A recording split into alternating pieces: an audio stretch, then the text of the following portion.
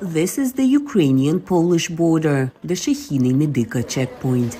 According to the latest UN data, a large proportion of Ukrainian refugees, mostly women and children, fled to Poland after Russia invaded Ukraine.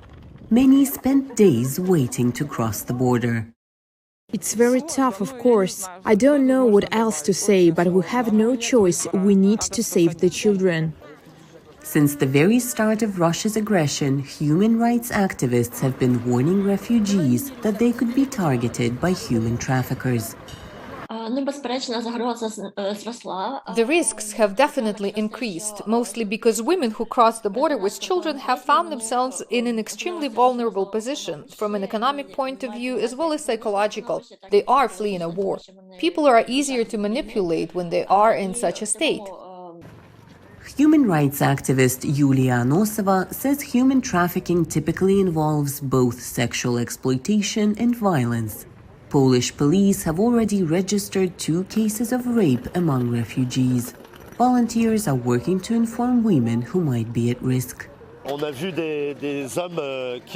We've seen men taking pictures of women and teenage girls. We very quickly understood that human traffickers could be behind this.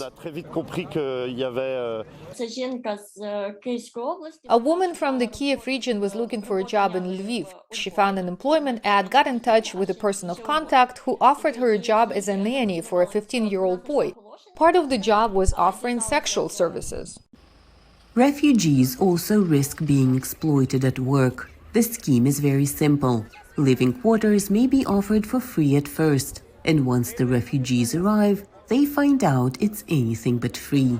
Human rights activists emphasize such actions are illegal. If there is an expectation for work, then the work should be paid. And very important. Moreover, if you have to work in the place where you live, or there is the same owner that requires you to work, I don't know, in a hotel, in a, I don't know, farm or wherever, and you are being hosted, that is a sign that you need to be aware that this is a vulnerable situation. Half of the displaced Ukrainians are children. Some cross the border without any papers. Some cross the border alone, without parents. Such children are at risk of ending up with someone suspicious, or worse. Missing is a result of gaps in the protection system, and gaps in the protection system are the same kinds of issues that attract traffickers. The organization called Missing Children Europe asks refugees to immediately report any missing children using their hotline. They also encourage adults to be watchful, and if they see a child looking lost and alone in the street, to immediately alert local authorities. For women, there is also advice about how not to become a victim of human traffickers. Ask for an ID card, for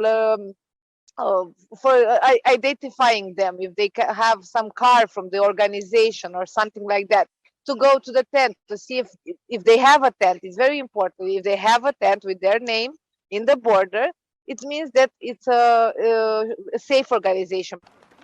Experts also advise refugees to take pictures of important documents on their phone, stay in a group, and keep handy the phone number for the police in any country they enter. It's also important to have contact information for volunteers and aid groups, and keep in touch with relatives and close friends, so that as many people as possible know the location of each refugee. For Lesia Bakalets in Washington, Andrey Degtyarev, VOA News.